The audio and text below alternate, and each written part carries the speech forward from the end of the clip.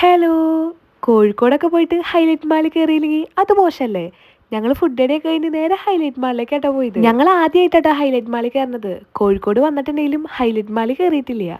അങ്ങനെ ഞങ്ങൾ മാളിൽ കയറി കുറച്ചു നേരം കറങ്ങി അടിച്ച് ചേർന്ന് ഞങ്ങൾ വെസ്റ്റ് സൈഡിൽ കയറിയിട്ടോ. വെസ്റ്റ് സൈഡിൽ കയറി പിക്കാടെ നീ ചെരുപ്പെടുത്തേ. പിന്നെ കുറച്ചു നേരം ഞങ്ങൾ അതിന്റെ ഉള്ളിൽ കൂടെ ഒക്കെ നടന്നു, മിററിൽ ഫോട്ടോ എടുത്തു.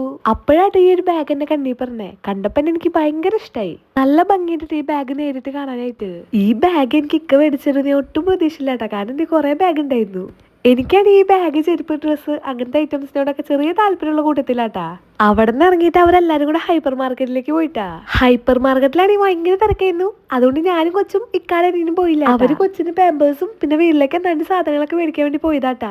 അപ്പൊ ഞങ്ങൾ ഷോപ്പിൽ കയറി മൊജിറ്റോ ഒക്കെ കുടിച്ചിരുന്നു കേട്ടോ. ഹൈപ്പർ മാർക്കറ്റിലാണെങ്കിൽ ഭയങ്കര തിരക്കായിരുന്നു കേട്ടാ. ബില്ലടിക്കാൻ നിൽക്കാൻ പോലും സ്ഥലം ഉണ്ടായിരുന്നില്ല.